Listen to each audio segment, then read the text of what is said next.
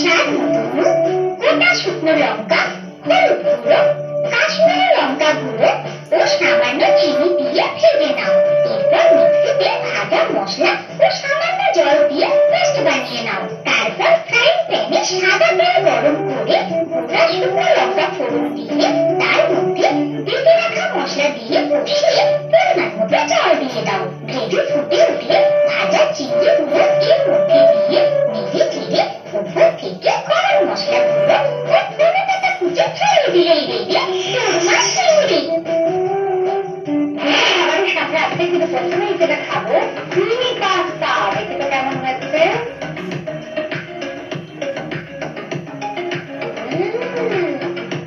দারুণ হয়েছে রাজনন্দিনী, কিন্তু ইয়ামি।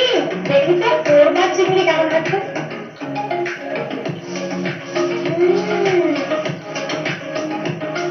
ভীষণ ভীষণ টেস্টি হয়েছে কোরমা। Thank you. স্বাদে একদম অন্যরকম, অসাধারণ। দুটো রান্নাই হয়েছে ফাটাফাটি। এই দুটো রান্নার মধ্যে কোনটা সেরা? আর কি কোনো কথা বলার জায়গা থাকে? একটাই সেরা, সেটা হলো আমার খুবই বন্ধুর হাতের তৈরি ক্রিমি পাস্তা। তাই আমাদের রাজনন্দিনী হয়ে গেছে আজকে ফুডের শেফ। রাজনন্দিনীর জন্য আমাদের ফুডে রান্নাবাড়ির পক্ষ থেকে থাকবে অনেকগুলো গিফট। সেই গিফটগুলো কি চলো একবার দেখি।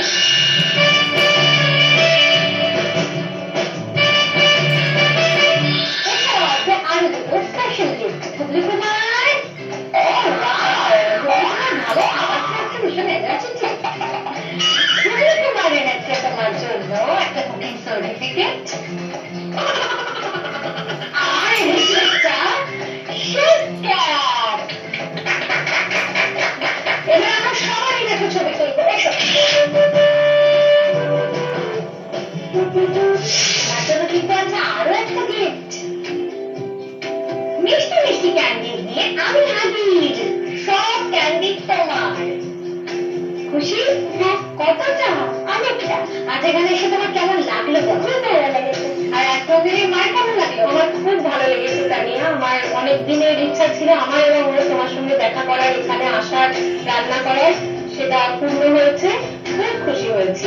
Thank you so much. কিন্তু যেতে যেতে তোমার একটা গান শুনতে চাই যে আমি। আচ্ছা। আমার মুক্তি আলো আলো এই আকাশে, আমার মুক্তি আলো আলো, আমার মুক্তি ধুলায় ধুলায় ঘাসে